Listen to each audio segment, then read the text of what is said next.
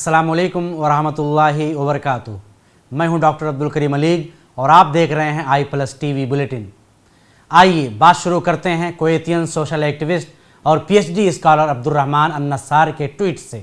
इन्होंने ट्वीट किया है कि हर साल $55 बिलियन से ज़्यादा गल्फ़ कंट्रीज से इंडिया में ट्रांसफ़र होता है। इसी तरह $120 बिलियन से ज़्यादा इंडिया में मुस्लिम देशों से ट्रांसफ़र होकर आता है। इंडियंस जिनमें ज़्यादातर हिंदू होते हैं उनके साथ इन मुस्लिम मुल्कों में बहुत अच्छा व्यवहार किया जाता है, लेकिन बदले में इंडिया में मुस्लिम्स के साथ कैसा सलूक होता है। इसी तरह एक दूसरे ट्वीट में लिखते हैं कि 53 मुस्लिम कंट्रीज़ में इंडियंस जिनमें से अक्सर हिंदू हैं उनके साथ पूरा प्रेम और सम्मान वाला सलूक किया जाता है, जबकि इंडिया में मुसलमानों के साथ दुर्व्यवहार हो रहा है। ऐसा क्यों? एक और ट्वीट में वो लिखते हैं कि 6 साल पहले आईसिस जाहिर हुई तो तमाम मुसलमान उसके खिलाफ खड़े हो गए और उसका मुकाबला किया। फिर उसके बाद उन्होंने RSS टेररिस्ट का हैशटैग लगाया है। अब्दुर्रहमान अन-नस्सार के इस ट्वीट और इस जैसे कई ट्वीट हैं जिनसे ये बात साफ हो जाती है कि इस्लामोफोबिया के मरीज अंधभक्त ने किस तरह इंडिया की रिपुटेशन ख़राब कर दी है।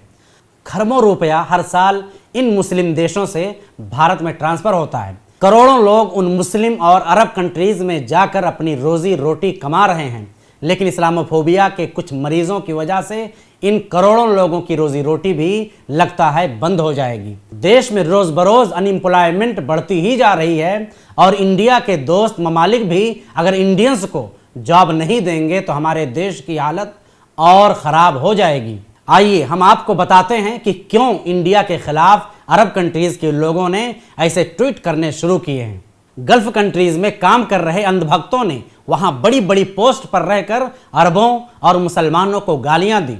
राजकुमारी हिंद अल कसीमी के इस ट्वीट में कई स्क्रीनशॉट आप खुद देख सकते हैं, जिसमें मुसलमानों और इस्लाम इसी तरह अरबों को बुरा भला कहा गया है। किसी में अरब औरतों पर अभद्र कमेंट किया गया है और किसी में दुबई को बनाने वाला किसी हिंदू को कहा गया है। BJP member of parliament Tejasvi Surya के उस ट्वीट की वजह से अरबों में और गुस्सा आ गया, जो ट्वीट उसने 2015 में कही थी और इतनी गंदी और अभद्र भाषा का इस्तेमाल किया कि मुझे पढ़ते हुए शर्म आ रही है। इस ट्वीट में उन्होंने कहा था कि 95% अरब औरतों को सदियों से ऑर्गेज़म हासिल नहीं हुआ। अरब की माएँ लव के बिना सिर्फ सेक्स से बच्चे पैदा करती हैं। इस पर कुवैत की मजाल शारिका ने ट्वीट करते हुए नरेंद्र मोदी और PM ऑफिस को मेंशन करके लिखा है, PMO India respected prime minister Narendra Modi, India's relation with the Arab world has been that of mutual respect. Do you allow your parliamentarian to publicly humiliate our women? We expect your urgent punitive action against Tejasvi Surya for his disgraceful comment. Islamophobia के मरीजों ने अपने Twitter accounts अब तेजी से deactivate करना शुरू कर दिया है। OIC ने कोरोना वायरस में हो रहे एंटी मुस्लिम मीडिया प्रोपेगेंडा का नोटिस लेते हुए इसकी कड़ी निंदा की है। अब हम बढ़ते हैं दूसरी खबर की तरफ। हमारे यहाँ इस महामारी में भी घोटाला चल रहा है। मध्य प्रदेश सरकार ने इस महामारी में गरीबों को 10 किलो आटे का पैकेट देने की बात की, मगर जब लोगों को पैकेट मिला तो उनके पैकेट में 1 से 3 किलो तक आटा ही कम था। किसी के पैकेट में 8 किलो, किसी के 7 और किसी में 9।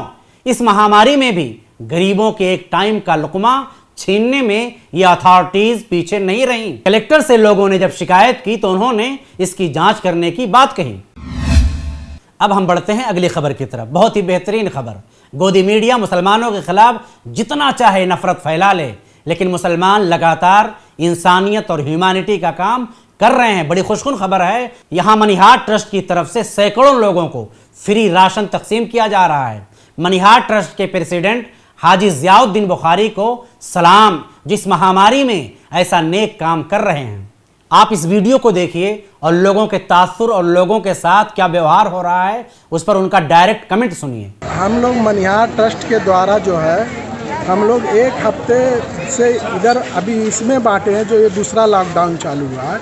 इसके पहले भी हम लोग 8 दिन बांटे हैं गरीबों को, जिसको भूख से परेशान है, जिसके पास राशन नहीं है, जो एकदम परेशान है, उन लोग को हम लोग मनिहार ट्रस्ट द्वारा उनको राशन दिया जा रहा है। गेहूं है, चावल है, भाजी है, ये सब दे रहे हैं बेचारे, भूख से परेशान हैं। तो गवर्नमेंट की तरफ से तो आप लोग को 500-500 रुपये मिला है ना?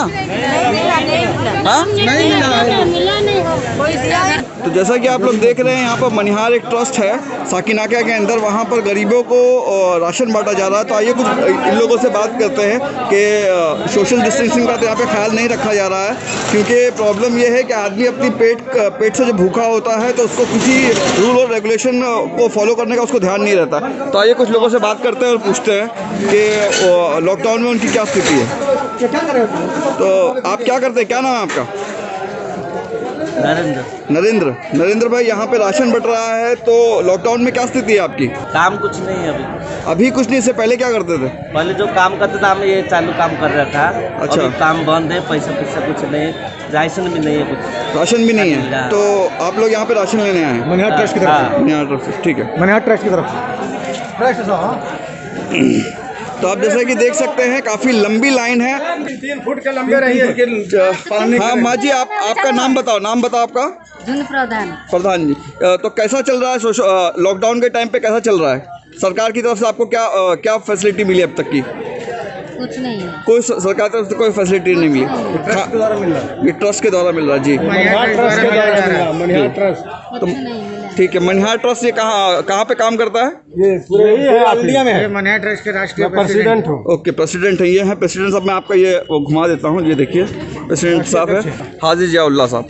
ठीक है, तो जैसा कि आप देख रहे हैं, तो आप लोगों को सरकार की तरफ से कुछ फैसिलिटी नहीं मिली है? क्या नाम है आपका? हाँ, लक्ष्मी गौड़ा। ओके। अलीगढ़ मुस्लिम यूनिवर्सिटी के एक एल्यूमिनस ने कोविड-19 टेस्टिंग किट डेवलप कर ली है और ICMR यानी Indian council of medical research ने इसको अप्रूव भी कर दिया है, जैसा कि आप टाइम्स ऑफ इंडिया की इस रिपोर्ट में देख सकते हैं।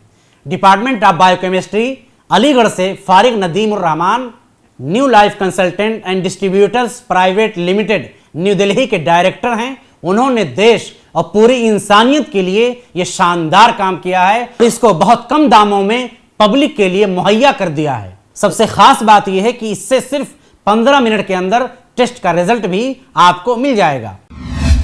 अब अंत में एक अहम खबर हम आपको जरूर बताना चाहेंगे। सामाजिक कार्यकर्ता अरुंधति राय ने सरकार पर कोरोना संकट के दौर में हिंदू मुस्लिम के बीच तनाव बढ़ाने का आरोप लगाया है।